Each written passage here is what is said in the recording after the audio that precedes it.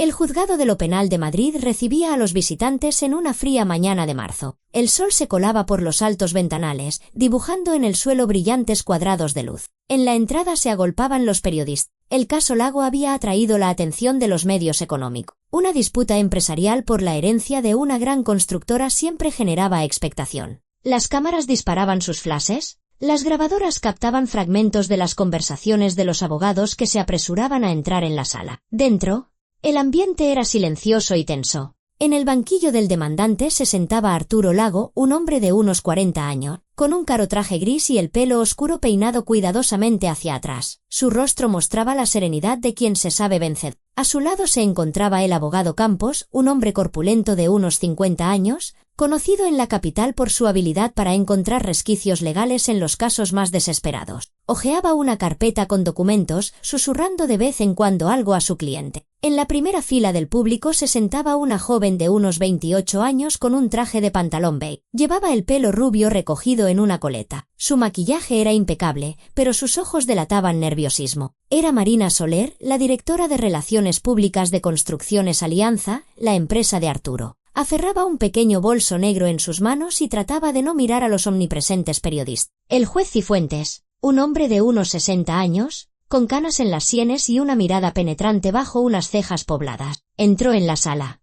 Todos se pusieron en pie. Con un gesto, invitó a los presentes a sentarse y dio comienzo a la sesión. Se examina la causa civil sobre el reconocimiento del derecho de propiedad de las participaciones en el Capital Social de Construcciones Alianza, S.L., dijo con voz monótona. Demandante, Arturo Lago Martínez. Parte interesada, el registro mercantil. Campos se levantó, irguiéndose. Señoría, con su permiso, le escucho. El abogado dio un paso al frente. Su voz sonaba segura, incluso con cierta solemnidad. Señoría, solicito que se incorpore al expediente el certificado de defunción de Elena García Laguna, expedido por el Registro Civil de Pozuelo de Alarcón, en la Comunidad de Madrid. Dejó el documento sobre la mesa del juez. La única testigo que podría confirmar o desmentir la participación de la fallecida en la gestión de la empresa, lamentablemente, ya no está entre nosotros. Adjunto también un certificado del crematorio y el acta de cremación. Campos hizo una pausa, dejando que sus palabras resonaran en la sala. Luego continuó.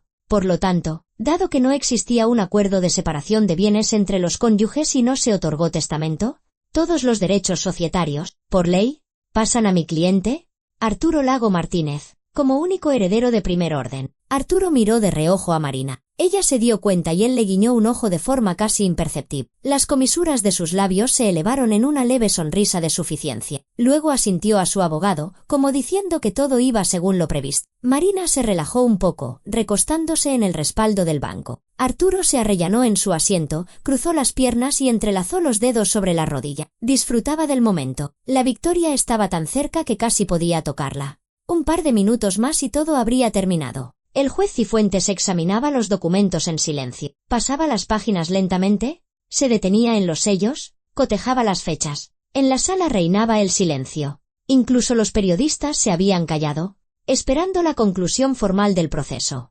Interesante, dijo finalmente el juez, sin levantar la vista de los papeles. Campos se puso en alerta. Disculpe, señoría. Un caso interesante, repitió Cifuentes, dejando los documentos a un lado. Se quitó las gafas, las limpió con un pañuelo y miró directamente al abogado. Dígame, señor Campos, ¿de dónde ha sacado que la otra parte ha fallecido? Se hizo un silencio. Campos miró al juez, perplejo. Disculpe, pero tenemos un certificado de defunción, un documento oficial con el sello del depósito de cadáveres, la firma del médico, el certificado del crematorio. Todo cumple con los requisitos legales. Los documentos pueden ser de muchas clases, observó el juez con calma. A veces reflejan la realidad, y otras veces, hizo una pausa, crean una ilusión. Arturo se enderezó en su asiento. La sonrisa se borró de su rostro. Campos, desconcertado, miró sus papeles como si allí pudiera encontrar una respuesta. Señoría, no entiendo a dónde quiere llegar.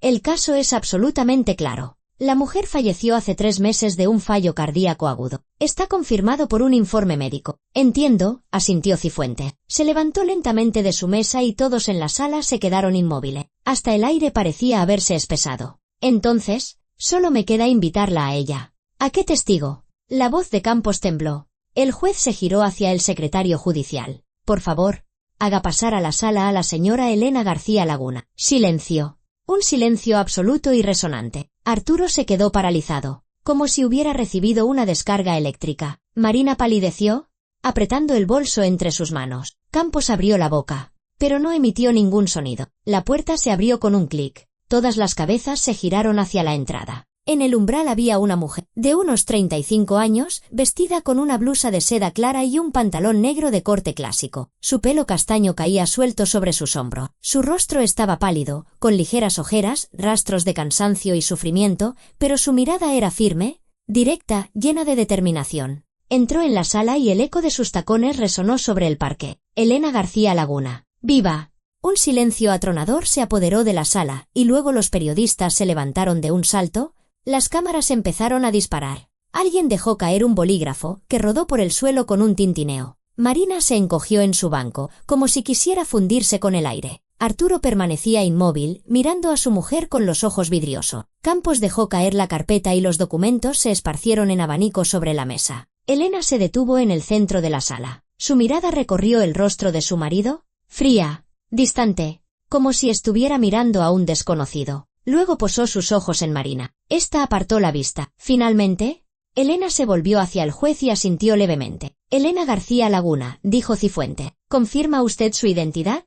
La confirmo, señoría. Su voz sonaba tranquila, pero con un matiz de acero. Soy esa misma Elena García Laguna que supuestamente falleció hace 3 meses. Eso es imposible, gritó Campos, recuperando por fin el sentido. Señoría, esto es una farsa, una falsificación. Es una impostora. Silencio en la sala. El juez golpeó con el mazo. Señor abogado Campos, le ruego que guarde el orden. Tendrá oportunidad de hacer pregunta. Arturo se levantó lentamente. Su rostro estaba blanco como el papel. Sus labios se movían, pero no salían palabras. Dio un paso hacia Elena, pero un agente judicial le cortó el paso. Con suavidad pero con firmeza. Siéntese, le dijo en voz baja. Arturo se desplomó en el banco. Le temblaban las manos. Marina tragó aire con dificultad. Sus ojos brillaban por las lágrimas que los anegaban. Elena se acercó al estrado de los testigos. El secretario le entregó el documento para que jurara decir la verdad. El juez Cifuentes observaba a los presentes. En sus ojos brilló algo parecido a la satisfacción. Bien, señora García, por favor, explique al tribunal cómo es que, estando viva, consta como fallecida. Elena respiró hondo. Sus dedos se aferraban al borde del estrado. Hace 3 meses, mi marido, Arturo Lago, decidió deshacerse de mí. No físicamente. Es demasiado inteligente para métodos tan burdos. Decidió deshacerse de mí legalmente. Yo le estorbaba. O mejor dicho, le estorbaba mi participación en la empresa. Es mentira. Arturo se levantó de un salto. Está enferma. Ella. Una palabra más sin el permiso del tribunal y le haré desalojar la sala bajo custodia. Veremos el caso sin usted.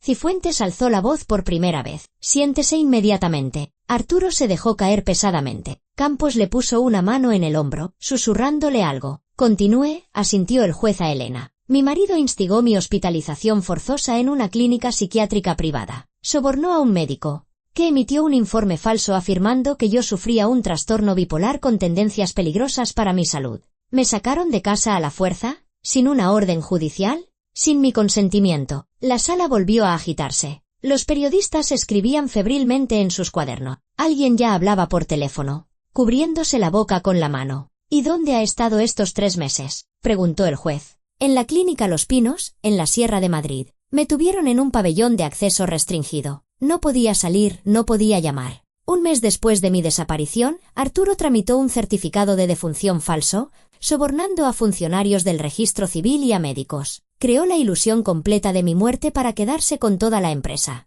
¿Tiene pruebas? Sí, señoría. Tengo testigos, grabaciones, documentos. Estoy dispuesta a presentarlo todo ante el tribunal. Campos se levantó, ya con menos seguridad. Señoría, exijo un peritaje genético, documental. Esta mujer puede ser cualquiera. Se ordenará el peritaje, asintió Cifuentes. Pero le diré algo. Señor Campos, su pasaporte es auténtico y sus datos biométricos coinciden con los que constan en la base de datos del Ministerio del Interior. Así que sus posibilidades de que no sea Elena García Laguna son prácticamente nulas. Arturo bajó la cabeza. Sus hombros se hundieron. Marina sollozó en voz baja, cubriéndose el rostro con las manos. Elena permanecía en el estrado, observando la escena. En sus ojos no había triunfo, no había regodeo, solo el cansancio y el alivio de alguien que por fin ha escapado del infierno. Se aplaza la sesión hasta que se realicen todos los peritajes necesarios, anunció el juez. El expediente se remitirá al juzgado de instrucción para que investigue la posible comisión de delitos de falsedad documental, estafa y detención ilegal. Se prohíbe al ciudadano Lago abandonar la Comunidad de Madrid. Se levanta la sesión.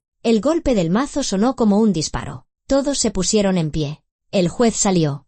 Arturo fue rodeado por los agentes. Campos le decía algo, gesticulando, pero él no escuchaba. Miraba a Elena. Ella estaba junto a la salida, al lado de un hombre alto de unos 38 años con una chaqueta oscura. Él le puso una mano en el hombro en un gesto de protección y apoyo. Arturo lo reconoció. Gregorio Vega, el primo de Elena, antiguo inspector de policía. Había vuelto de Alemania. Gregorio, dijo Elena en voz baja. ¿Ya ha pasado todo?, respondió él suavemente. Lo has conseguido. Salieron de la sala sin mirar atrás. Los periodistas se abalanzaron sobre ellos, pero la seguridad les cortó el paso. Arturo se quedó de pie en medio de la sala vacía. Marina se le acercó y le cogió de la mano. ¿Y ahora qué?, susurró. Él se soltó de un tirón. Ahora nos sentarán a los dos en el banquillo. ¿O creías que te ibas a librar? Marina retrocedió, como si la hubiera abofeteado. Campos recogió sus documentos y se dirigió a la salida. En la puerta, se dio la vuelta. Arturo,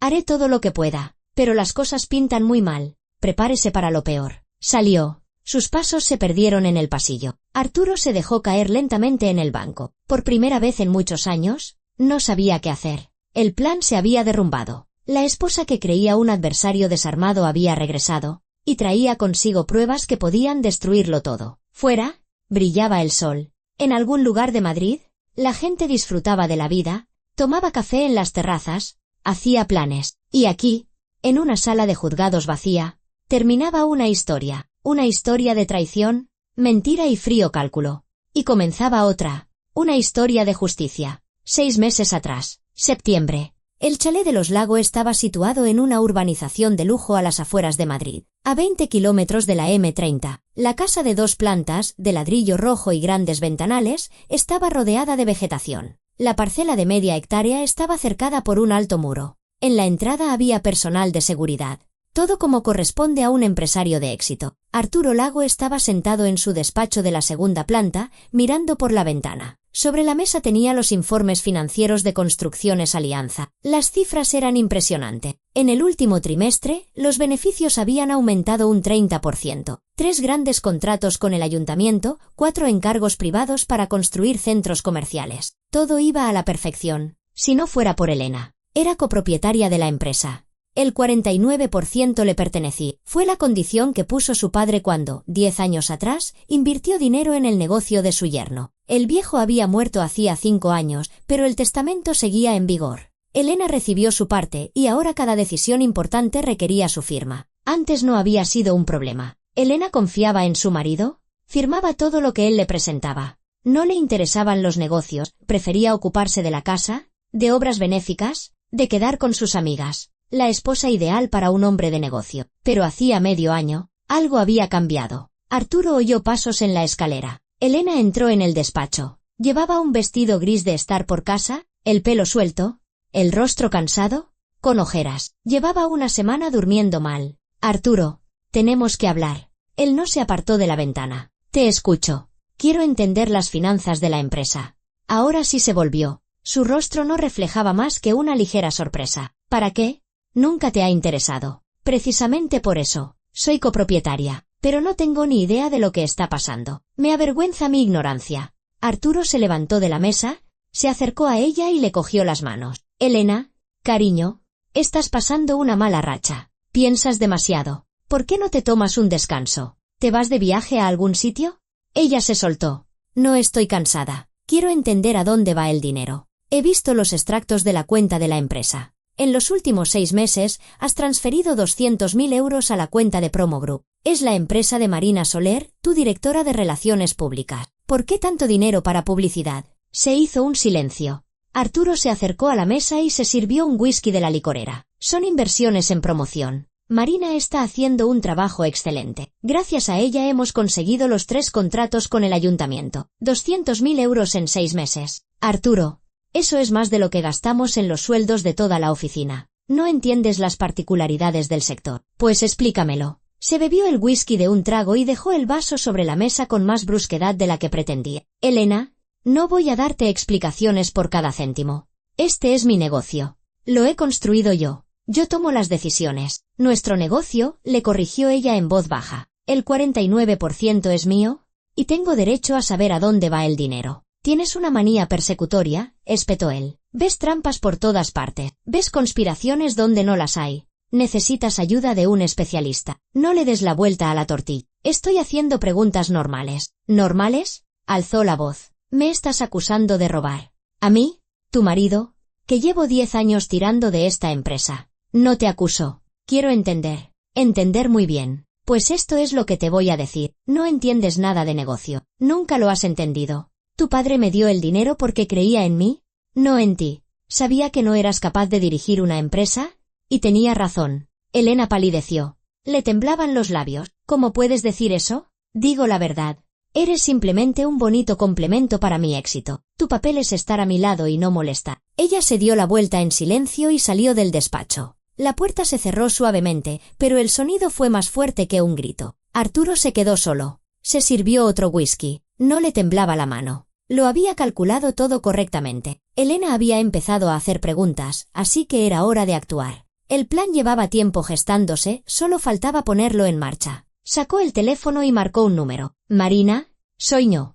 Mañana nos vemos. Hay que acelerar el proceso. ¿Al otro lado? Le respondieron algo. Arturo sonrió con desdén. Sí, ha empezado a husmear. Pero no es un problema. Pronto dejará de entender nada en absoluto. Colgó y miró una fotografía en la pared. Una foto de su boda, de hacía 10 años. Él y Elena, jóvenes, felices. Ella le miraba con adoración. Él sonreía a la cámara. Cuánto había llovido desde entonces, cuánto había cambiado todo. Al día siguiente, Arturo se reunió con Marina en una cafetería del centro de Madrid. Se sentaron en un reservado de la segunda planta, lejos de miradas indiscretas. Marina llevaba un traje de chaqueta negro y el pelo recogido. Parecía preocupada. Arturo, ¿estás seguro de que esto es lo correcto? Es tu mujer. Casi mi exmujer, la corrigió él. Emocionalmente, rompimos hace mucho. Formalizaremos el divorcio en cuanto solucionemos lo de la empresa. Pero lo que propones es peligroso. Si algo sale mal, nada saldrá mal. Lo tengo todo pensado. Tengo contactos. La gente adecuada. Lo importante es actuar rápido y con precisión. Marina cogió su taza de café, pero no bebió. Miraba por la ventana. ¿Te quiero? Arturo. Pero tengo miedo. No tienes que tener miedo. En 3 meses estaremos juntos. Y no serás solo la directora de Relaciones Públicas, sino una copropietaria de pleno derecho. Pondré parte de las acciones a tu nombre. ¿Lo prometes? Lo prometo. Le cogió la mano y le besó los dedos. Marina sonrió, con inseguridad, pero con esperanza. Una semana después, el plan empezó a ejecutarse. Arturo llegó a un acuerdo con el doctor Sergio Herrero, director de la clínica psiquiátrica privada Los Pinos. Se habían conocido un año antes en una cena de negocios, donde Herrero se quejaba de las dificultades económicas de la clínica. Arturo lo recordó. La gente con problemas siempre es útil. La reunión tuvo lugar en un restaurante del barrio de Salamanca. Herreros, un hombre de unos 50 años, con entradas y un tic nervioso en el rabillo del ojo, se sentó frente a Arturo y escuchó su propuesta. Necesito un informe médico, dijo Arturo con calma. Un diagnóstico que certifique que mi mujer sufre un trastorno mental. ¿Trastorno bipolar? Tendencias autolesivas. Todo tiene que parecer absolutamente legal. Herreros tragó saliva con nerviosismo. Señor Lago, ¿se da cuenta de lo que me está pidiendo? Esto es una falsificación. Si se descubre, no se descubrirá. Le pagaré 25.000 euros por el informe, y otros 25.000 para que pase 2 o 3 meses en su clínica, en un pabellón de acceso restringido, sin contacto con el exterior. 2 o 3 meses, eso es una hospitalización ilegal. Es un tratamiento por prescripción médica, pero no tiene ninguna prescripción. La tendrá. Usted es un profesional. Redacte el informe y ya está. El resto es cosa mía. Herreros guardó silencio. Arturo vio cómo en sus ojos luchaban la conciencia y la necesidad. La necesidad ganó. Siempre gana. 50.000 euros, exhaló el médico. Y quiero la mitad por adelantado. Trato hecho. Se dieron la mano. El pacto estaba sellado. 10 días después, todo estaba listo. Arturo llamó, como habían acordado, a una ambulancia psiquiátrica. ¿Llamó él mismo?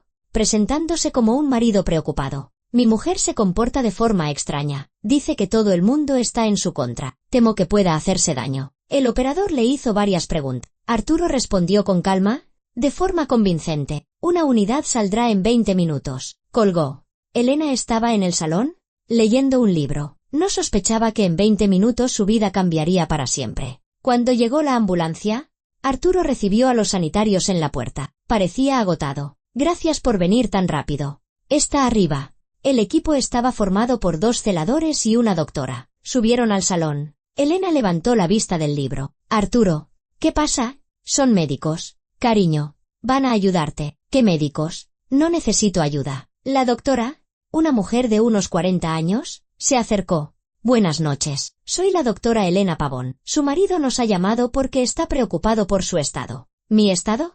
Estoy perfectamente sana. Lo entiendo. Vamos a hablar un poco, ¿de acuerdo? No necesito hablar con usted. No estoy loca. Arturo, ¿qué estás haciendo? Se levantó de un salto del sofá. Los celadores avanzaron. Arturo se dio la vuelta. No quería verle la cara. No me toquen. Suéltenme. Estoy sana. Tranquilícese, por favor. Arturo. Arturo. Deténlos. Él no dijo nada. Los celadores la sujetaron por los brazos, con cuidado pero con firmeza. La doctora sacó una jeringuilla. Es un tranquilizante. Necesita calmarse. No. Por favor. No. La inyección fue rápida. Un minuto después, el cuerpo de Elena se relajó. Sus ojos se cerraron. Los celadores la cogieron en brazos y la llevaron hacia la salida. Arturo se quedó junto a la ventana, mirando el jardín. Las hojas empezaban a amarillear. Llegaba el otoño. Aquí tiene la orden de ingreso en la clínica. Como acordamos, dijo la doctora, entregándole un papel. Clínica Los Pinos. El doctor Herreros ya está avisado. Su esposa estará bajo observación. Gracias, dijo Arturo con voz ahogada. Se llevaron a Elena. La casa quedó vacía. Arturo se sirvió un whisky y se sentó en un sillón. La primera fase estaba completada. Quedaba muy poco. En la clínica Los Pinos, ingresaron a Elena en una habitación individual del pabellón de acceso restringido. Barrotes en las ventanas, una puerta reforzada, ninguna comunicación con el exterior. Oficialmente, un régimen de terapia intensiva. Herreros formalizó todos los documentos. Diagnóstico, trastorno bipolar con elementos de paranoia.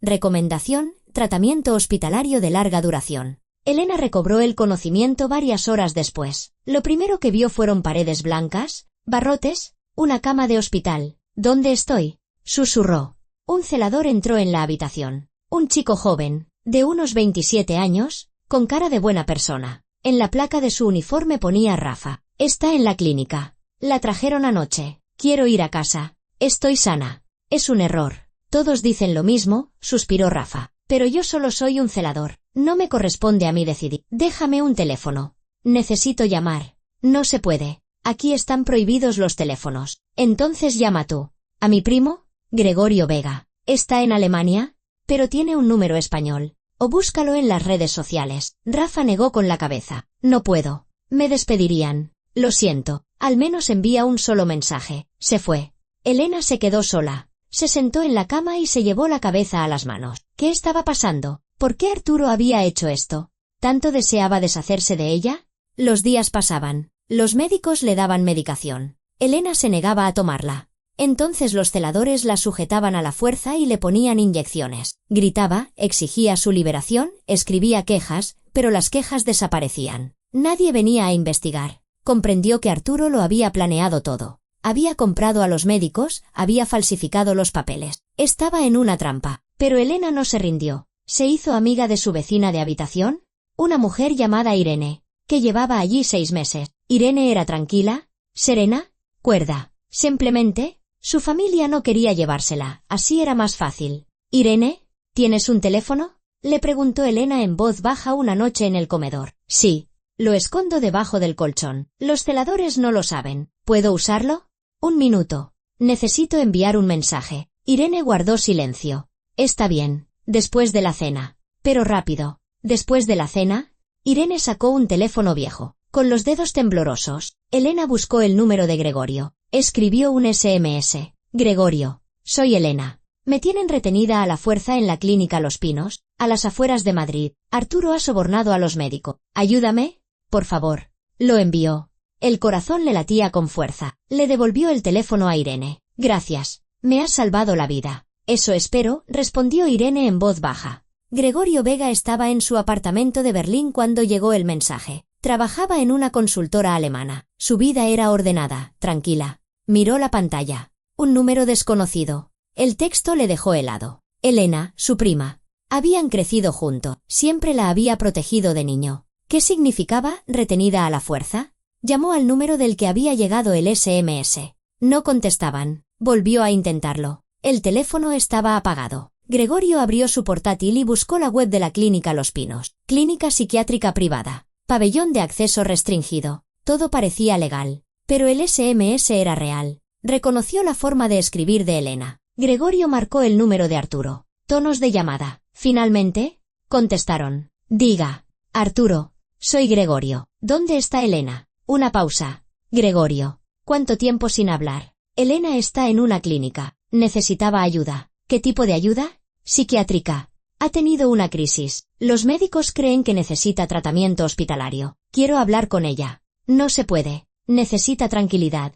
Ningún contacto. Arturo. Soy su primo. Tengo derecho. Primo segundo. Y no lo tienes. Yo soy su marido. Yo tomo las decisiones. La llamada se cortó. Gregorio apretó el teléfono. Algo no encajaba. En absoluto. Reservó un billete en el primer vuelo a Madrid. Salía en 8 horas. Gregorio Vega volvía a casa, a España. Mientras tanto, en Madrid, Arturo se reunió con el abogado Campo. Estaban sentados en el despacho del abogado, en el Paseo de la Castellana. Señor Lago, comprende que el siguiente paso es el más arriesgado, ¿verdad? Lo comprendo, pero no hay otra salida. Elena está en la clínica, pero es algo temporal. Tarde o temprano, alguien empezará a hacer preguntas. Hay que actuar con contundencia. Campos asintió. Tengo contactos en el registro civil. Podemos tramitar un certificado de defunción. Oficial. Causa de la muerte. Fallo cardíaco agudo. Herreros firmará el informe médico. ¿Cuánto tiempo? 2 semanas. Quizás 3. Adelante. Campos abrió una caja fuerte y sacó un sobre. Aquí tiene los modelos de los documentos. Todo parecerá impecable. Arturo cogió el sobre. Dentro había un certificado médico de defunción falso. Un informe del depósito de cadáveres, un permiso de cremación, todo con sellos y firmas. Excelente trabajo, dijo. Gracias. Pero recuerde, si algo sale a la luz, no nos conocemos de nada. Nada saldrá a la luz. Se dieron la mano. Arturo se fue. El plan entraba en su fase final. Un poco más y la empresa sería completamente suya. Y Marina se convertiría en su nueva esposa, guapa, joven, dócil. Elena quedaría en el pasado, muerta. Legalmente muerta, y en realidad, la enviaría a algún lugar lejano, a cualquier punto remoto del país, la encerraría en el psiquiátrico más aislado para siempre. No la mataría,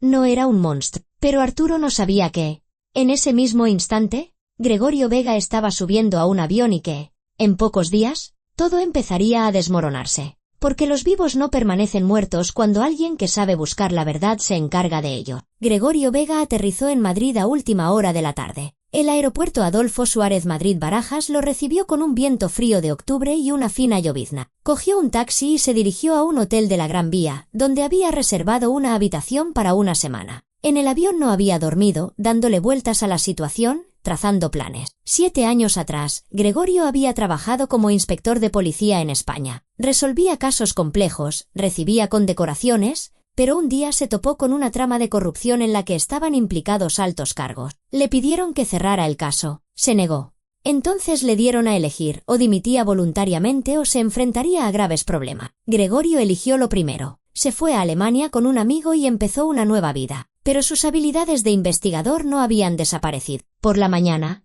llamó a un viejo conocido, Óscar Toledo, que había trabajado con él en la misma unidad y ahora se dedicaba a la investigación privada. Gregorio, ¿estás en Madrid? Se sorprendió Óscar. Sí, necesito ayuda. Urgente. Se encontraron en una cafetería cerca de la estación de metro de Bilbao. Óscar, un hombre robusto de unos 40 años con el pelo corto y una mirada atenta, escuchó la historia. La clínica Los Pinos. He oído hablar de ella. El director es Herreros, un médico corrupto de manual. No es la primera vez que extiende certificados falsos por dinero, pero es difícil de probar. Es muy cauto. Necesito entrar allí, ver a Elena, asegurarme de que está viva. No puedes entrar así como así. Es un centro de régimen cerrado. ¿Seguridad?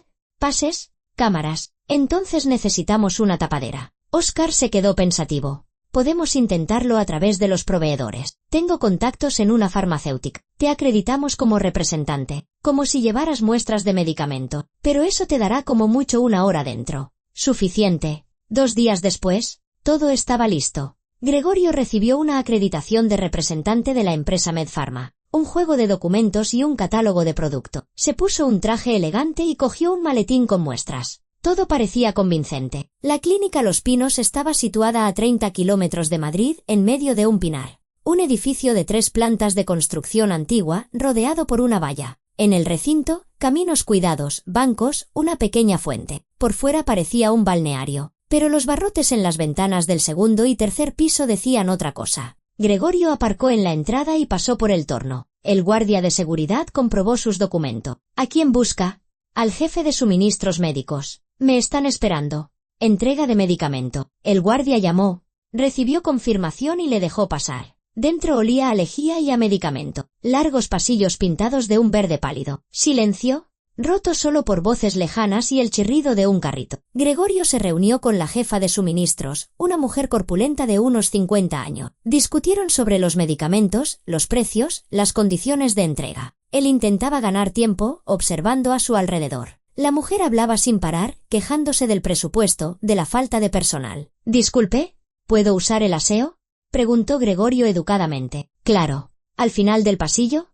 A la derecha». Salió. La jefa se quedó examinando las muestras. Gregorio caminó rápidamente por el pasillo, pero en lugar de girar a la derecha, giró a la izquierda, hacia donde se encontraba el pabellón de acceso restringido. Recordaba el plano del edificio gracias a un esquema que Oscar había conseguido a través de sus contactos. Bloque número 4. Una puerta metálica con cerradura electrónica. A través de una inserción de cristal se veían las habitaciones. Se acercó y miró dentro. En el pasillo del bloque había una enfermera hablando con un celador. Gregorio se escondió tras una esquina para que no lo vieran. 1 minuto después, se separaron. Abrió la puerta con cuidado. Resultó que no estaba cerrada con llave. Las habitaciones se sucedían una tras otra. Números en las puertas: 401, 402, 403. Miraba por las ventanillas, intentando no hacer ruido. Habitación 405. Una mujer estaba sentada en la cama, mirando por la ventana. Gregorio aguzó la vista. Elena.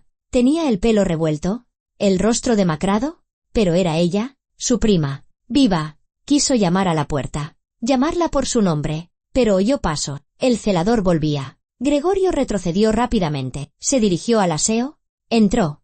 Esperó 1 minuto. Salió y volvió con la jefa de suministro. Perdone. Me he perdido un poco, sonrió. No se preocupe. El edificio es grande. Terminaron la conversación. Gregorio prometió enviar una oferta comercial y se fue. En el coche, apretó el volante. Elena estaba viva, pero la tenían retenida como a una prisionera. Tenía que actuar. Esa misma tarde, Gregorio volvió a la clínica. Aparcó a un lado, en una zona arbolada, y esperó. Observó el cambio de turno del personal. A las 8 de la tarde, los celadores salieron, cansados, a fumar a la entrada. Gregorio memorizaba sus caras. Uno de ellos, un chico joven de unos 27 años, delgado, con cara de buena persona, se quedó un rato más. Estaba sentado en un banco, mirando el teléfono. Los demás se fueron. Gregorio se acercó. «Buenas noches». El chico se sobresaltó y levantó la cabeza. «Hola, ¿puedo sentarme?» «Sí, claro». Gregorio se sentó a su lado y le ofreció un cigarrillo. «¿Fumas?»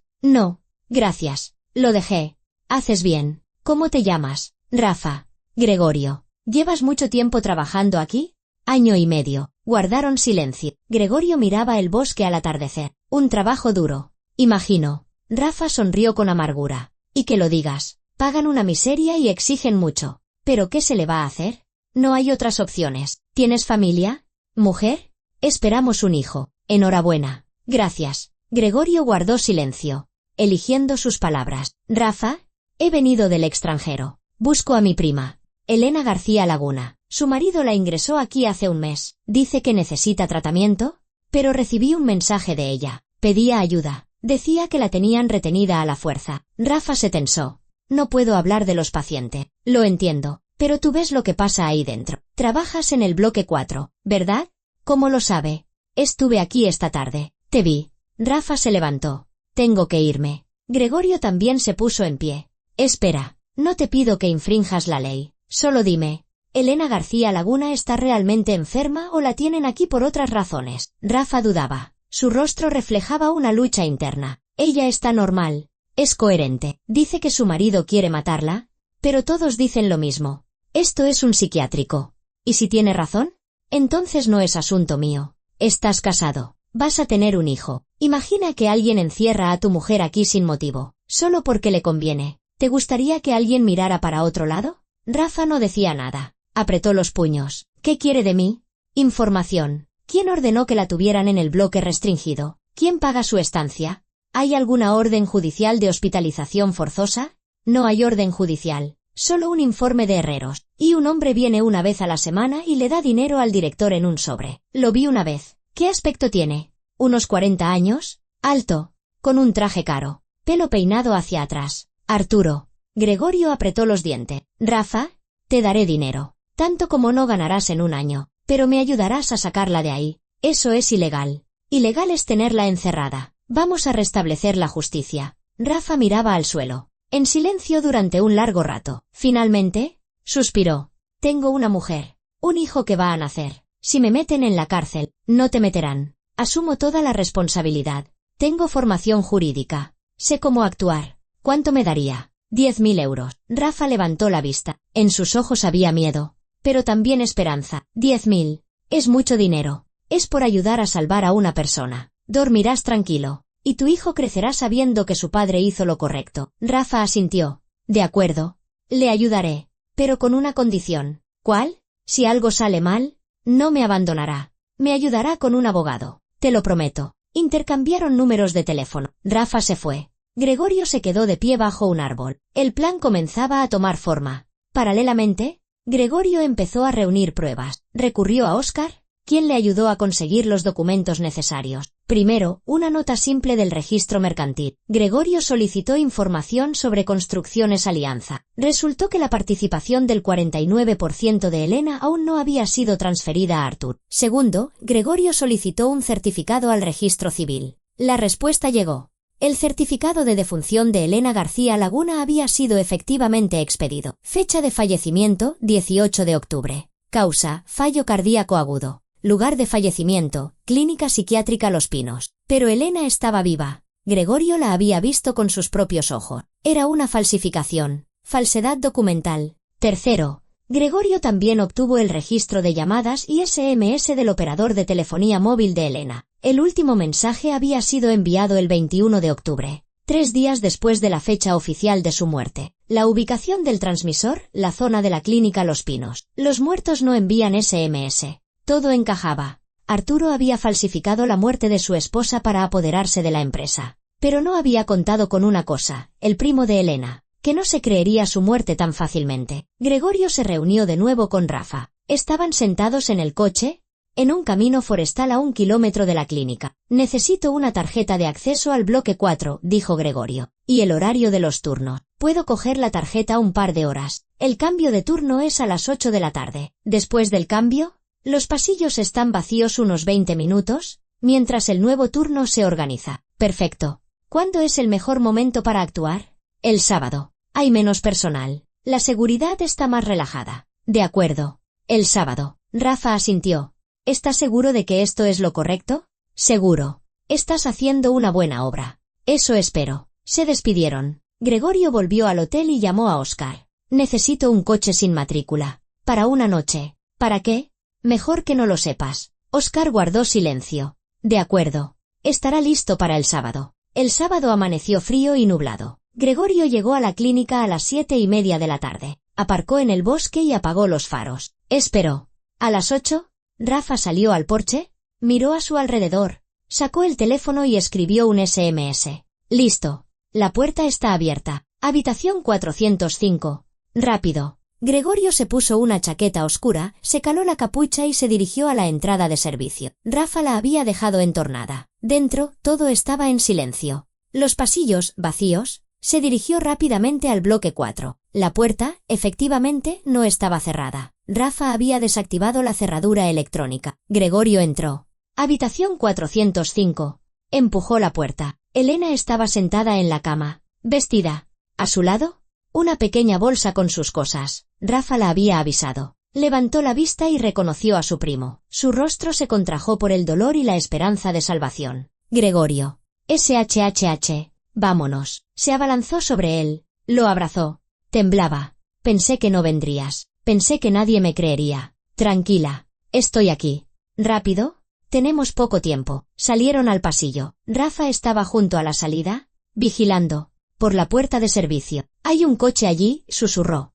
Elena lo miró. «Gracias, gracias. Vayan, rápido». Corrieron por el pasillo. El corazón de Gregorio latía con fuerza. La puerta de servicio. La salida. El aparcamiento. Pero entonces se encendió una luz. Un foco les deslumbró. «¡Alto!», gritó un guardia. Gregorio agarró a Elena de la mano. «¡Corre!». Echaron a correr por el aparcamiento hacia el bosque. A sus espaldas, gritos, pisadas. Elena tropezó y cayó. Gregorio la levantó. La ayudó a ponerse en pie. «Vamos, prima. Un poco más». Llegaron al coche. Gregorio arrancó el motor y salió disparado. Las ruedas patinaron en la tierra húmeda. Finalmente, el coche aceleró y salió a la carretera. En el retrovisor, las luces de la clínica. Los guardias corrían hacia la puerta, pero ya era demasiado tarde. Gregorio pisó el acelerador. 10 minutos después, estaban en la autopista, en dirección a Madrid. Elena estaba sentada en el asiento del copiloto, abrazando su bolsa. Lloraba en silencio, sin hacer ruido. «Ya ha pasado todo», dijo Gregorio. «Eres libre. Quería matarme. Legalmente, matarme. Lo sé. Pero ahora iremos a la policía. Tengo pruebas. Arturo pagará por todo». Ella asintió y se secó las lágrimas. «¿Qué hago ahora?». «Ahora presentaremos una denuncia en el juzgado de instrucción. Conozco a gente allí. Abrirán una investigación, y luego habrá un juicio, y recuperarás tu vida». Elena miró por la ventana. Las luces de Madrid pasaban a toda velocidad. La ciudad donde la daban por muerta. «Tengo miedo», susurró. «No temas. Estoy contigo». Llegaron al apartamento de Óscar. Él accedió a acoger a Elena unos días. Gregorio le explicó la situación. Óscar asintió. «Quédate aquí. No le abras la puerta a nadie. Mañana iremos al juzgado». Al día siguiente, acudieron al edificio de los juzgados de Plaza de Castilla. Gregorio pidió ver al inspector Casares. Habían trabajado juntos en el pasado. Casares, un hombre de unos 45 años con sienes canosas, los recibió con cautela. «Gregorio, creía que estabas en Alemania. He vuelto por asuntos familiares. Esta es mi prima, Elena. Necesitamos ayuda». Se lo contaron todo. Le mostraron los documentos, el certificado de defunción, la nota del registro mercantil, el registro de llamadas del móvil. Casares escuchaba, frunciendo el ceño. «Esto es grave. Falsedad documental, detención ilegal, estafa. Si todo se confirma, a Lago le pueden caer hasta 10 años. Todo se confirmará. Tenemos un testigo. El celador, Rafa, está dispuesto a declarar». Casares asintió. «De acuerdo. Abriré diligencias por los presuntos delitos de estafa, falsedad documental y detención ilegal. Habrá que hacer peritajes, interrogar a los testigos. Llevará tiempo». «¿Cuánto?». «Un par de meses». «¿Y Arturo?». «Está en libertad. Por ahora». «Sí. Pero solicitaré medidas cautelares. El embargo de las participaciones sociales, prohibición de salida de la ciudad y del país. No se irá a ninguna parte». Elena suspiró aliviada. «Gracias». Casares la miró con compasión. «Ánimo. Se hará justicia». Salieron del edificio. Elena se detuvo en la escalinata y alzó el rostro al cielo. Hacía un día fresco y despejado. «Soy libre gracias a ti, Gregorio», susurró. Gregorio la abrazó por los hombros. «Ahora empieza lo más importante. Recuperaremos tu vida y castigaremos a quienes intentaron quitártela». Elena asintió.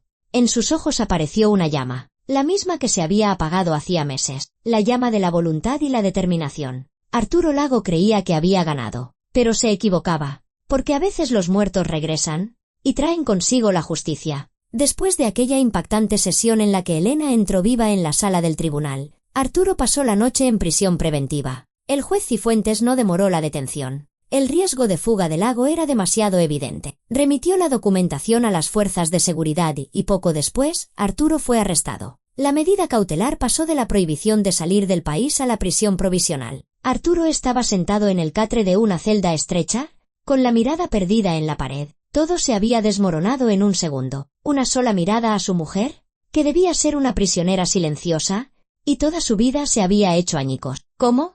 ¿Cómo había escapado? ¿Quién la había ayudado? Campos llegó a la mañana siguiente. Hablaron a través del cristal, por teléfono. Señor Lago, la situación es catastrófica. El abogado parecía agotado. Elena ha presentado una demanda civil para anular todas las operaciones. Además, se ha abierto una causa penal por 3 delitos: estafa, falsedad documental y detención ilegal. El juzgado de instrucción ya ha iniciado el procedimiento. Herreros, exhaló Arturo. Ese lo ha contado todo. Peor. Ha prestado una declaración completa y ha entregado grabaciones de sus conversaciones. ¿Resulta que grababa sus reuniones con una grabadora? Para cubrirse las espaldas. Arturo golpeó la mesa con el puño. Lo mataré. Basta. Ya tiene suficientes problemas. A Herreros lo detuvieron ayer. Está colaborando plenamente con la investigación a cambio de una reducción de la condena. ¿Y Marina? Campos guardó silencio. La han citado a declarar. De momento, como testigo. Pero es posible que pronto la acusen. No creo que aguante mucho. Quizá empiece a declarar en su contra. O ya lo ha hecho. No se atreverá. Sé demasiadas cosas de ella. Señor Lago, no lo entiende. A ella también le amenaza una pena de cárcel como cómplice en la desviación de activos. Solo tiene una salida: colaborar con la investigación. ¿Y lo hará? Se lo aseguro. Arturo se llevó las manos a la cabeza. Las paredes se cerraban a su alrededor. ¿Qué propones? Sinceramente, un acuerdo. Reconozca parcialmente su culpabilidad. Diga que actuó en un estado de enajenación, que temía perder su negocio. Pida clemencia. Así, en lugar de 10 años, le caerán 5 o 6. Ni hablar. No me humillaré. Entonces, prepárese para la pena máxima. Las pruebas son irrefutables. Campos colgó el teléfono y se fue. A Arturo lo llevaron de vuelta a la celda. Mientras tanto, la investigación judicial avanzaba a toda máquina. El inspector Casares, un profesional experimentado, construía el caso metódica y minuciosamente, como un puzzle. En su despacho estaba sentada Elena. Parecía cansada, pero su mirada era decidida. Señora García, cuénteme en detalle cómo ocurrió todo. Desde el principio. Respiró hondo y comenzó. Hace aproximadamente 6 meses, detecté operaciones financieras extrañas. Grandes sumas de dinero se transferían a la empresa de Marina Soler. Empecé a hacer preguntas. Arturo se enfadó, dijo que tenía una manía persecutoria, que necesitaba ayuda psiquiátrica. Fue una amenaza. En ese momento no lo entendí. Pensé que simplemente estaba enfadado. Pero una semana después, llegó una ambulancia psiquiátrica. Arturo les dijo que me comportaba de forma errática, que amenazaba con hacerme daño a mí y a él. Era mentira. Pero los médicos le creyeron o ya estaban sobornados. ¿Se resistió? Sí. Grité. Pedí ayuda. Pero me pusieron una inyección. Perdí el conocimiento. Desperté en la clínica Los Pinos, en el pabellón de acceso restringido. ¿Cuánto tiempo pasó allí? 1 mes. Me tuvieron en una habitación con barrotes en las ventanas. ¿Me prohibieron llamar? Escribir cartas. Me daban medicación a la fuerza. Me negaba. Me ponían inyecciones. Casares anotaba cada palabra. ¿Cómo consiguió enviar el mensaje a su primo? ¿Había una vecina de habitación? Irene. Tenía un teléfono escondido. Se lo pedí y me dejó. Envié un solo SMS a Gregorio. Ni siquiera sabía si llegaría. ¿Sabía de los planes de su marido de certificar su muerte? Elena negó con la cabeza. No. Pensaba que solo me tenía allí para que no le molestara. Pero un día oí una conversación entre un celador y una enfermera. Decían que a esa la trasladarían pronto muy lejos, que el marido ya lo había arreglado todo, que los papeles estaban listos. No entendí de qué papeles hablaban. Solo después, cuando Gregorio me sacó de allí, me enseñó el certificado de mi muerte. Me quedé en shock. ¿Vio a Arturo visitar la clínica? Una vez. Miraba por la ventana y vi su coche. Salió y habló con el director. Herreros. Se reían los dos. Herreros cogió un sobre de él. Enseguida comprendí que le estaba pagando por mi silencio. Casares asintió. Gracias. Con esto es suficiente para la acusación. Ahora tendrá que repetir su declaración en el juicio. Estoy lista, dijo Elena con firmeza. Al día siguiente, citaron a Marina Soler. Llegó al juzgado pálida, con las manos temblorosas. Casares la recibió con frialdad. Señorita Soler, siéntese. Tengo algunas preguntas importantes que hacerle. Se dejó caer en la silla, aferrando su bolso. La escucho. ¿Mantenía usted una relación sentimental con Arturo Lago? Marina se sobresaltó. ¿Eso qué importancia tiene? Toda. Responda. Sí. Éramos íntimos. ¿Desde cuándo? Aproximadamente 1 año. ¿Habló Arturo con usted de sus planes respecto a su mujer? Una pausa. Marina se humedeció los labios. ¿Dijo que quería divorciarse? que Elena le impedía hacer crecer el negocio. ¿Solo divorciarse? ¿O habló de otras formas de deshacerse de ella? Yo no entiendo la pregunta. Casares sacó una carpeta y la abrió. Tenemos la grabación de una conversación. Aquí está la transcripción. Cito, Marina, pronto todo cambiará. Elena dejará de ser un problema. En un mes estaremos juntos y tendrás tu parte en la empresa. Es una conversación suya con Arturo Lago, que tuvo lugar el 25 de septiembre. ¿Lo confirma? Marina palideció. ¿De dónde han sacado esa grabación? Eso no importa. ¿Confirma las palabras? Él decía muchas cosas, pero yo no sabía lo que iba a hacer. Pero usted recibía dinero. 200.000 euros en 6 meses. ¿Por qué servicios? ¿Publicidad? ¿Hacía promoción? ¿Tiene informes? ¿Facturas de los trabajos realizados? Marina guardó silencio. No los tiene, ¿verdad? Porque no hubo ningún trabajo. El dinero se transfería de forma ficticia. Usted ayudaba a Arturo a desviar activos de la empresa para que, tras eliminar a Elena, pudiera disponer de ellos libremente. ¿Es usted cómplice de un delito? No, yo no lo sabía. Casares se levantó y se acercó. Señorita Soler, se enfrenta a una pena de hasta 6 años de prisión como cómplice de estafa, pero tiene una oportunidad. Preste una declaración completa contra Arturo Lago. Cuente todo lo que sabe. Entonces consideraremos la posibilidad de reclasificar la acusación o una condena condicional. Marina rompió a llorar. Si lo cuento, me odiará. Ya la ha utilizado. ¿Cree que la habría protegido?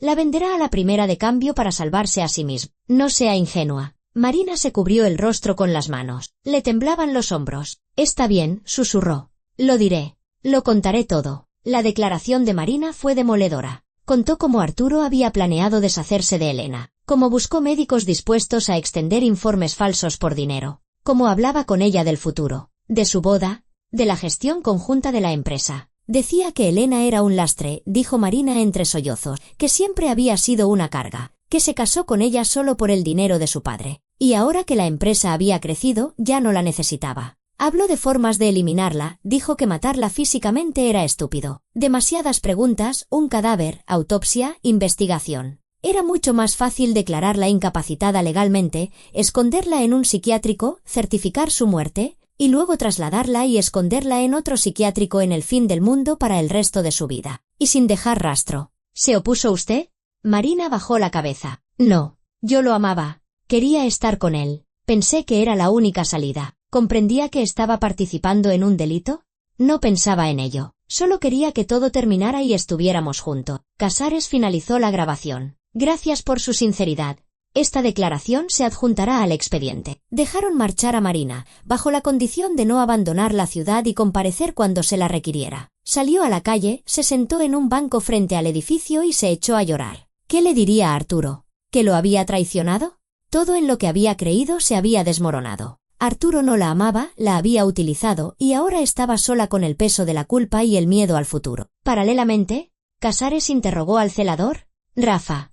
Acudió voluntariamente y trajo todos los documentos que pudo encontrar. Cuénteme cómo trataban a Elena García Laguna en la clínica. Rafa habló con calma y claridad. La ingresaron en el bloque 4, el pabellón de acceso restringido. Régimen estricto. Ni llamadas, ni visitas. El director, Herreros, lo ordenó personalmente. Dijo que el marido había pagado por un control especial. ¿Vio a Arturo Lago visitarla? Sí, una vez a la semana traía dinero en un sobre. O eso supuse. Herreros lo recibía, se iban a su despacho. Media hora después, Lago se marchaba. ¿Intentó Elena contactar con el exterior? Constantemente. Pedía llamar, escribir una carta. Pero Herreros lo prohibió. Dijo que cualquier contacto se castigaba con el despido. ¿Por qué decidió ayudar? Rafa guardó silencio un momento. Porque era una persona normal. Llevo aquí 1 año y medio, he visto a todo tipo de paciente. Pero la señora García era coherente. Hablaba de forma clara, lógica. Contaba que su marido le había tendido una trampa. Al principio no le creí, todos dicen lo mismo. Pero luego vi a Lago venir con el dinero y entendí que tenía razón. No la tenían allí para tratarla. La tenían para que se callara. ¿Y usted la ayudó a escapar? Sí. Su primo me encontró. Simplemente no podía seguir viendo cómo la tenían encerrada. Mi mujer está embarazada. Pensé que si le pasara a ella, me gustaría que alguien la ayudara. Casares asintió. 2 semanas después, el expediente estaba completo. Casares lo remitió a la fiscalía con el escrito de acusación. A Arturo Lago se le imputaron 3 delitos: estafa agravada, hasta 10 años de prisión; falsedad de documentos oficiales, hasta 2 años, y detención ilegal con violencia, hasta 5 años. La pena máxima por la suma de los delitos podría alcanzar los 15 años. Campos intentó negociar un acuerdo, pero Arturo se negaba obstinadamente a admitir su culpabilidad. «No me humillaré», gritaba a través del cristal en la cárcel. «Encuentra una forma de sacarme de aquí». «No hay forma». Campos perdió los estribos por primera vez. «¿Tienen todas las pruebas? ¿Testigos? Grabaciones? ¿Documentos? ¿Ha perdido?» «Señor Lago, la única oportunidad es un acuerdo». «Entonces eres un mal abogado. Pues búsquese otro». Campos se fue, dando un portazo. Arturo se quedó solo. En la celda hacía frío. Pronto llegaría la Nochevieja, su primera Nochevieja entre reja. Mientras tanto, Elena empezó a reconstruir su vida. Alquiló un apartamento en el centro de Madrid. No podía volver al chalet. Demasiados recuerdos. Gregorio la llamaba todos los días desde Alemania. «¿Cómo estás?» «Mejor. Poco a poco voy recuperándome. El juicio es pronto. En 2 semanas. Lo han fijado para el 27 de diciembre. Volveré en avión. Estaré a tu lado. Gracias, Gregorio. Eres el mejor». Colgó, se acercó a la ventana. Madrid brillaba con sus luces. La ciudad vivía su vida, ajena a los dramas ajenos. Elena pensaba en Arturo, en cómo era 10 años atrás. Joven, ambicioso, lleno de planes. ¿Cuándo había cambiado todo? Cuando el dinero se volvió más importante que las personas. No sentía odio, solo tristeza. Tristeza por los años perdidos, por el amor destruido, por la vida que podría haber sido diferente. Pero ya no se lamentaba del pasado. Por delante tenía el futuro y le pertenecía solo a ella. El día antes del juicio, Elena se reunió con Rafa. Vino a la cafetería con su mujer, una joven embarazada de rostro amable. «Señora García, le presento a Leila, mi mujer». Encantada. Se sentaron a una mesa y pidieron un té. «Quería darles las gracias», dijo Elena. «Me salvaste la vida». Rafa negó con la cabeza. «Solo hice lo que cualquier persona normal habría hecho. Muchos habrían mirado para otro lado. Entonces, yo no soy de esos». Elena le entregó un sobre. «¿Qué es esto?» «El dinero que te prometió mi primo. 10.000 euros». Rafa quiso negarse, pero Leila le puso una mano en el hombro. «Cógelo. Necesitamos el dinero para el bebé». Cogió el sobre y asintió. «Gracias. No olvidaremos su amabilidad». «No olviden ustedes la suya», sonrió Elena. Se despidieron. Rafa y su mujer se fueron. Elena se quedó sentada, terminando su té. Mañana era el juicio, el último acto de esta obra, y estaba preparada para interpretarlo hasta el final, porque la justicia no es venganza, es el restablecimiento de la verdad. Y la verdad estaba de su lado. El 27 de diciembre amaneció frío pero despejado. Madrid se preparaba para las fiestas de Navidad. Las calles brillaban con guirnaldas, los escaparates de las tiendas lucían árboles decorados. Pero para Elena, ese día no tenía nada que ver con la alegría. Hoy se decidía su destino. Hoy terminaba una historia que había comenzado 6 meses atrás con una traición. Gregorio había llegado la noche anterior. Se encontró con su prima en la puerta del juzgado a las 9 de la mañana. Elena llevaba un sobrio traje negro, el pelo recogido, el maquillaje discreto. Parecía tranquila, pero Gregorio notó su tensión. «¿Lista?» «Lista», respondió con firmeza. Entraron en el edificio. Los periodistas los rodearon en un denso enjambre. El caso había alcanzado una gran notoriedad. Empresario finge la muerte de su esposa. Titulares así llenaban las páginas de todas las publicaciones económicas. «Señora García, ¿qué siente antes de reencontrarse con su marido? ¿Cómo piensa recuperar su negocio? ¿Perdonará a Arturo Lago?»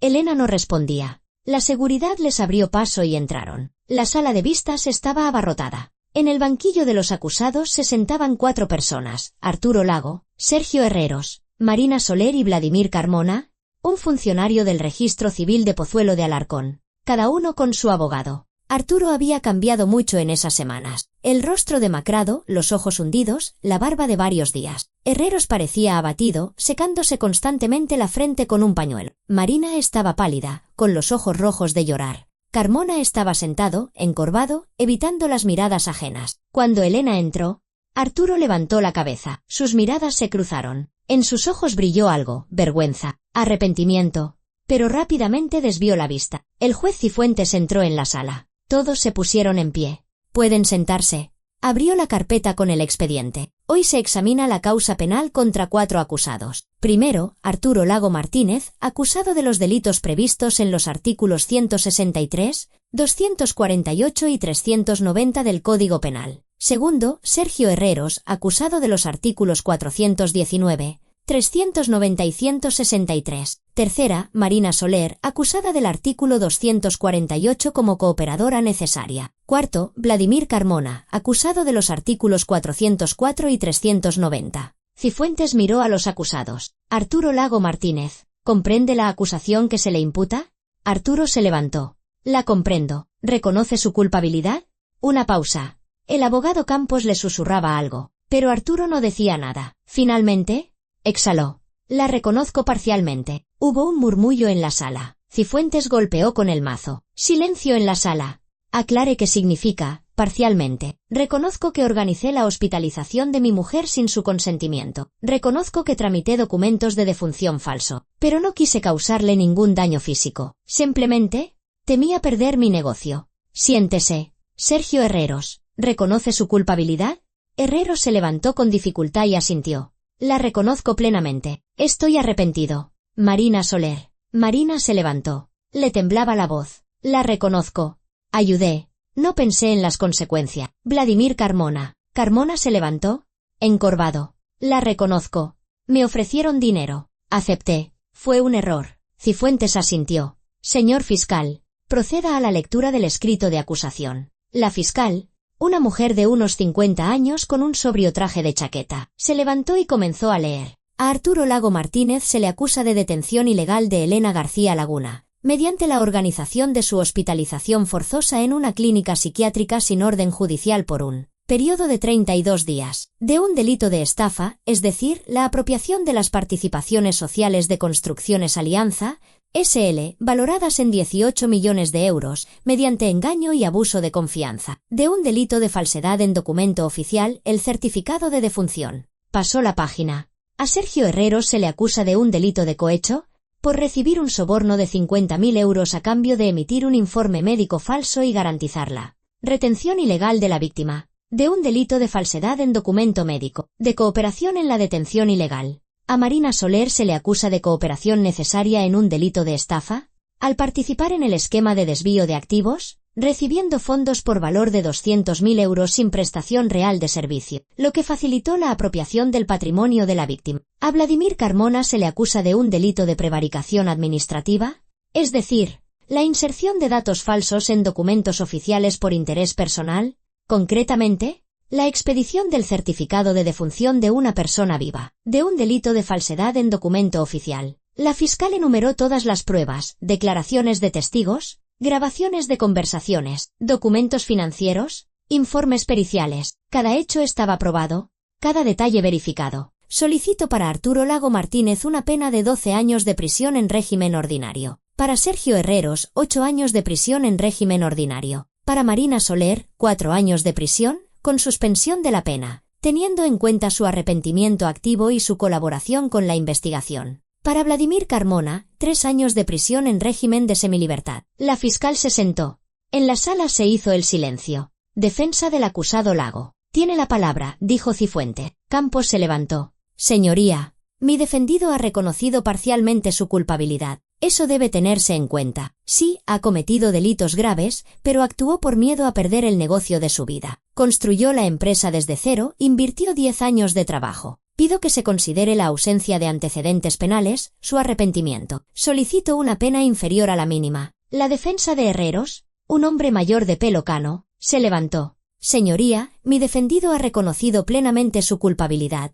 Ha colaborado activamente con la investigación, ha aportado declaraciones incriminatorias. Herreros se encontraba en una situación económica difícil. La clínica estaba al borde de la quiebra. No es una justificación, pero sí una explicación. Pido que se consideren las circunstancias atenuantes y se le imponga una pena por debajo del límite inferior. La abogada de Soler, una mujer joven, se levantó. Señoría, Marina Soler es víctima de la manipulación de Lago. Se encontraba bajo su influencia emocional, creyó en sus promesas. Sí, recibió dinero, pero creía sinceramente que era el pago por servicios reales. Ha prestado una declaración completa, está arrepentida. No tiene antecedente. Solicito una condena condicional. El abogado de Carmona, un hombre bajo con gafas, se puso en pie. Señoría, mi defendido es un modesto funcionario que gana 1.500 euros al mes. Le ofrecieron 5.000 euros por una firma. Cedió a la tentación. Es su primer y único delito. Ha reconocido su culpabilidad,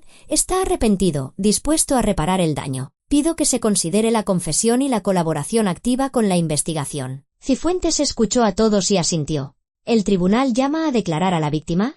Elena García Laguna. Elena se levantó, se acercó al estrado y empezó a hablar con calma, pero con firmeza. Hace 6 meses, descubrí operaciones financieras extrañas en la empresa. Empecé a hacer preguntas. Arturo dijo que necesitaba ayuda psiquiátrica. Una semana después, llegó una ambulancia. Me pusieron una inyección. Desperté en la clínica Los Pinos, en el pabellón de acceso restringido. Me tuvieron encerrada 1 mes. Me medicaban a la fuerza. No me dejaban llamar, ni escribir. Una vecina me dio un teléfono. Envié un SMS a mi primo. Gregorio voló hasta aquí y organizó mi fuga. Solo entonces supe que me habían declarado muerta. Miró a los acusados. Cada uno de ellos es culpable. Arturo lo organizó todo. Herreros, por dinero, emitió un informe falso y me mantuvo encerrada. Carmona certificó mi muerte. Marina ayudó a desviar dinero, conociendo los planes de mi marido. Todos ellos me privaron de mi libertad, mi reputación, mi negocio. Quiero justicia. Quiero que cada uno responda por sus actos. Gracias, dijo Cifuente. Siéntese. Declararon varios testigos más. Rafa, que ayudó a Elena a escapar, un colega de Carmona del registro civil, el contable de la empresa de Marina. Cada declaración añadía detalles al cuadro delictivo. A mediodía, la fase probatoria había concluido. Cifuentes anunció un receso hasta las 3. En el pasillo, Gregorio le compró un café a Elena. ¿Cómo estás? Cansada. Pero aguanto. Lo has hecho genial. ¿Has hablado con claridad?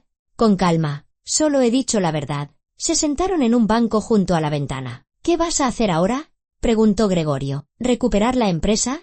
Contratar a un gerente. Comprar un piso nuevo. Empezar a vivir de nuevo. Lo conseguirás. Eres fuerte. Gracias a ti. No. Gracias a ti.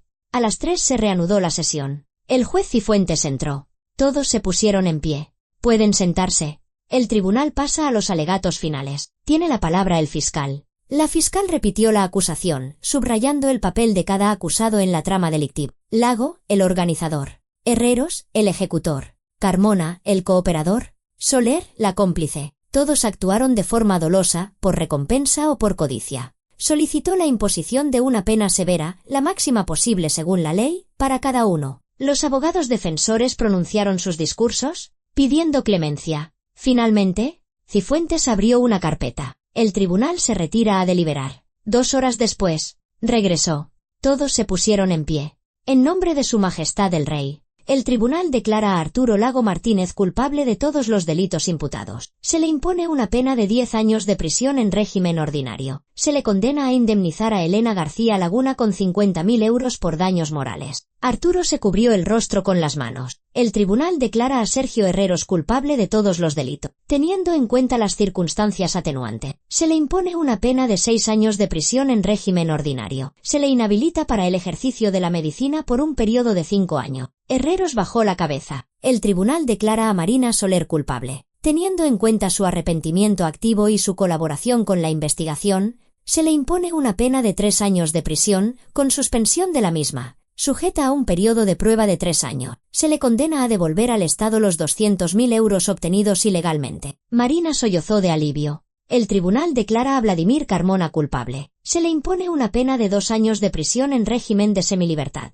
Se le inhabilita para el ejercicio de cargos en la administración pública por un periodo de 3 años. Carmona asintió.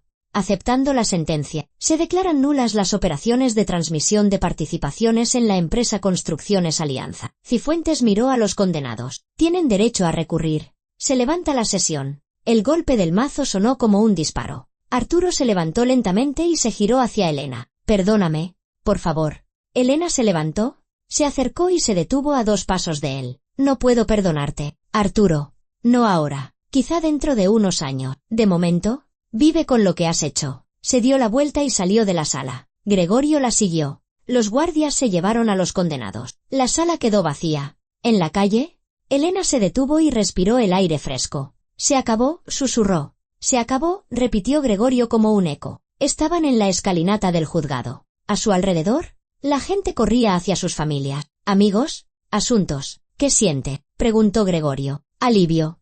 Y libertad. Soy libre. ¿De verdad?